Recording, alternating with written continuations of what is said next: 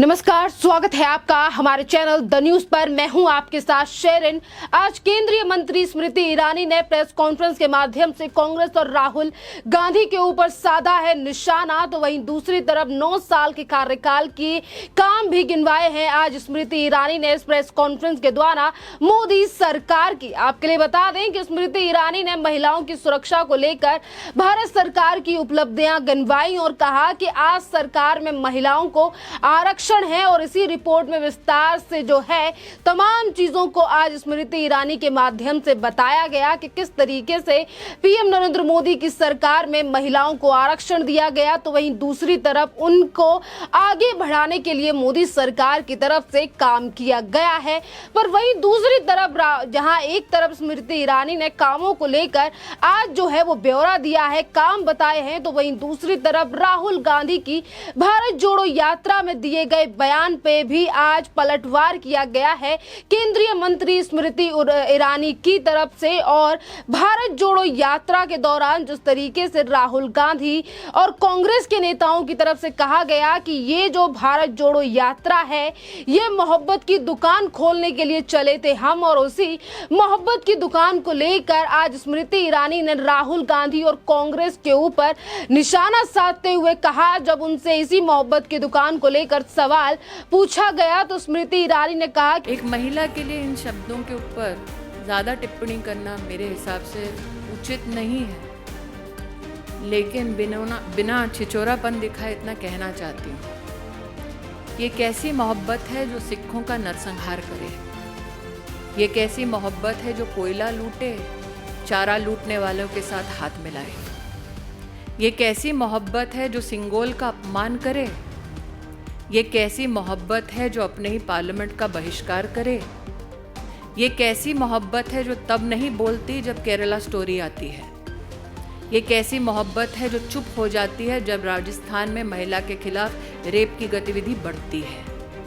ये कैसी मोहब्बत है जो उनसे हाथ मिलाती है, उनको गले लगाती है जो हिंदुस्तान को कोसते हैं? ये कैसी मोहब्बत है जो देश की राजधानी में भारत तेरे टुकड़े हों ऐसे बोल बोलते हैं? ये कैसी मोहब्बत है? ये कैसी मोहब्बत है जो कि सिखों का नरसंहार करे? ये कैसी मोहब्बत है जो अपने ही संसद का बहिष्कार करे? ये कैसी मोहब्बत है जो कोयला लूटे और चारा खाने वालों का साथ दे और देश को गाली देने वालों के साथ खड़ी रहे, और जो भारत को लेकर लगातार बयान देते हैं या फिर टुकड़े टुकड़े करने की बात कहते हैं उनका साथ दे? यानी कि एक तरफ कांग्रेस और राहुल गांधी की तरफ से भारत जोड़ो यात्रा के दौरान ये बात कही गई थी और उन्होंने इस बात को जाकर अमेरिका में भी कहा था कि हम भारत जोड़ो यात्रा के दौरान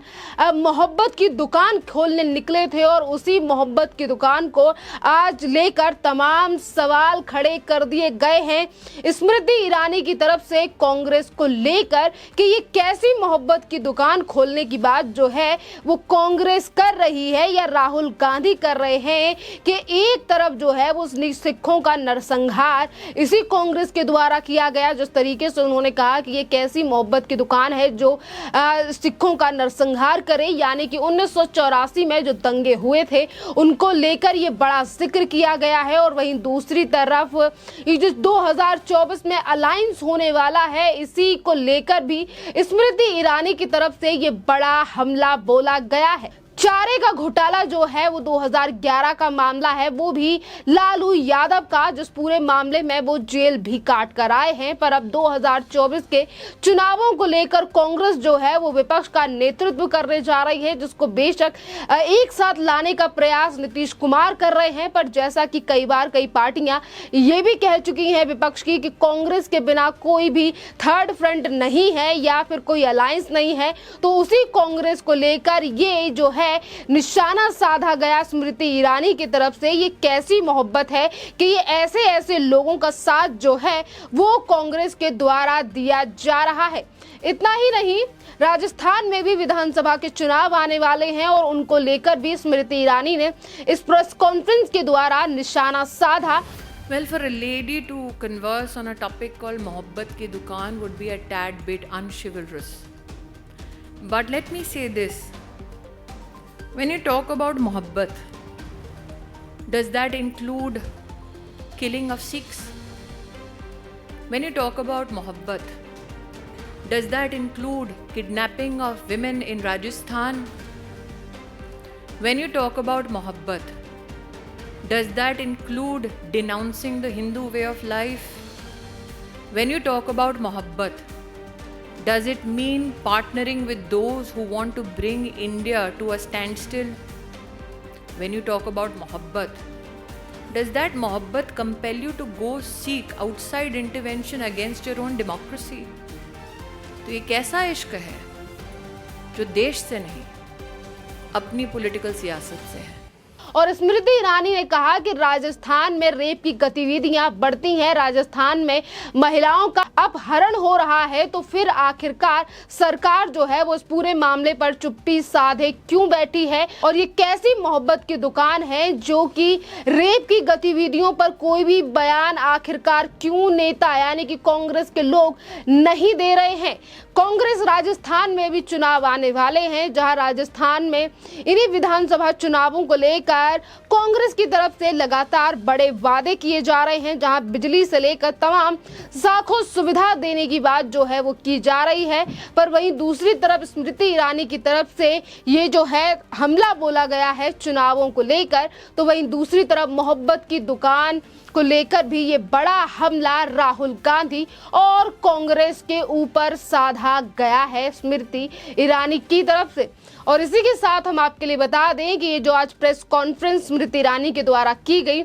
जैसा कि मैंने पहले भी जिक्र किया कि ये जो प्रेस कॉन्फ्रेंस है ये मोदी सरकार के 9 साल का कार्यकाल होने के लिए की गई थी आज स्मृति ईरानी की तरफ से। उस पर भी उन्होंने कांग्रेस के कामों को लेकर और कांग्रेस पे धावा बोला। उन्होंने कहा कि खुद को घोषणाओं तक सीमित रखने वाली कांग्रेस ने महिला सुरक्षा के लिए एक भी ऑपरेशन प्रोजेक्ट नहीं किया। आज हमारे 9 साल के वर्षों के कार्यकाल में हमारे मंत्रालय ने निर्भया कांड के अंतर्गत राज्य सरकारों और भारत सरकार के अन्य प्रकल्पों के साथ साथ 12,000 करोड़ के प्रोजेक्ट को अप्रेज किया है। तो वहीं दूसरी तरफ उन्होंने ये भी कहा कि मोदी सरकार के द्वारा इन 9 सालों में देश की हर आंगनवाड़ी को स्मार्टफोन से जोड़ा और अब तक 11 लाख स्मार्टफोन वितरित किए गए हैं और कुल 12 लाख ग्रोथ मॉनिटरिंग डिवाइस वितरित की जा चुकी हैं। हमने पोषण ट्रैकर नामक व्यवस्था स्थापित की जिसके चलते 9 करोड़ के से ज्यादा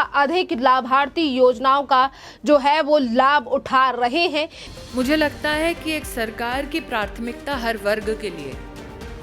सुनिश्चित इस बात से भी होती है कि वित्तीय आवंटन किसी वर्ग, किसी समुदाय अथवा किसी दरकार के लिए कितना किया जाता है। तो जो गांधी खानदान अपने आप को संरक्षक बताता है मुस्लिम समुदाय का, उनसे पूछना चाहिए कि उनकी सरकार में महज 12,000 करोड़ रुपया का खर्चा दिखाया गया और गत 9 वर्षों में मोदी सरकार में 31,450 करोड़ का खर्चा किया गया। एक और छोटा उदाहरण, जो गांधी खानदान अपने आप को माइनॉरिटीज का संरक्षक कहता है, जब वो मेरिट कम मीन स्कॉलरशिप हमारे देश में चलाते थे तो उनका आवंटन था मात्र 860 करोड़। मोदी सरकार में यह आवंटन बढ़ाकर 2,691 करोड़ किया गया। मुझे लगता है ये आंकड़े अपने आप में कांग्रेस की सच्चाई बताते हैं। भारतीय जनता पार्टी पहले से ही ये कह चुकी है और आप में से कई मीडिया नेटवर्क्स इस बात को पहले से ही जनता के सामने प्रस्तुत कर चुके हैं कि कैसे कांग्रेस का नेतृत्व हमारे लोकतंत्र पर चोट करने के लिए बाहरी ताकतों का इस्तेमाल कर रहा है। जैसे जैसे चुनाव पास आ रहा है वैसे वैसे कांग्रेस के नेताओं की इस प्रकार की गतिविधि का बढ़ना अपने आप में इस बात का संकेत है कि कांग्रेस सत्ता की भूख में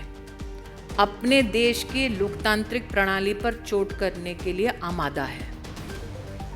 इतने असहाय क्यों हैं गांधी खानदान के लोग? ये जो महिला और बच्चों को लेकर जो उपलब्धियां गिनाई गई हैं आज केंद्रीय मंत्री स्मृति ईरानी की तरफ से, इसीलिए भी हैं क्योंकि एक तरफ जो है स्मृति ईरानी केंद्रीय मंत्री हैं तो वहीं दूसरी तरफ बाल विकास जो मंत्रालय है वो भी स्मृति ईरानी के अंडर ही आता है और इसीलिए उन्होंने अपने मंत्रालय को लेकर इन तमाम उपलब्धियों का जिक्र किया है आज, जो कि मोदी सरकार के 9 सालों के कार्यकाल के चलते हुआ है। और इसी बीच उन्होंने कांग्रेस के 50 से 60 सालों के कार्यकाल पर भी सवाल साधे हैं क्योंकि आज राहुल गांधी यूएस में जाकर जरूर ये बात कह रहे हैं कि देश के हालात खराब हैं या फिर मुसलमान या फिर लड़कियों के हालात खराब हैं, पर इसी बीच में राहुल गांधी अपनी सरकारों को लेकर, यानी कि जहां राज्य सरकारें हैं या फिर पहले जब उनकी केंद्र और पूरे देश में सरकार थी, उन चीजों को लेकर भी तारीफें करते हुए नजर आ रहे हैं। और यही बड़ा कारण है कि आज स्मृति ईरानी की तरफ से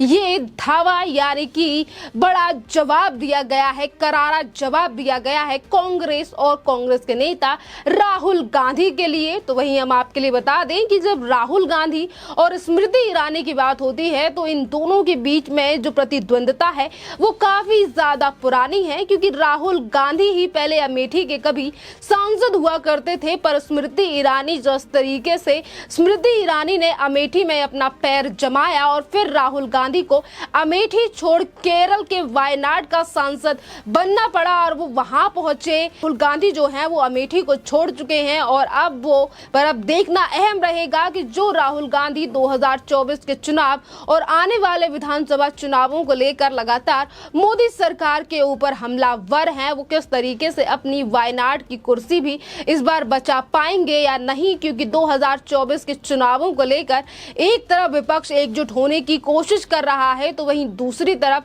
आज जो तमाम बातें कही गई हैं स्मृति ईरानी की तरफ से कि किस तरीके से चारा घोटाला हो या फिर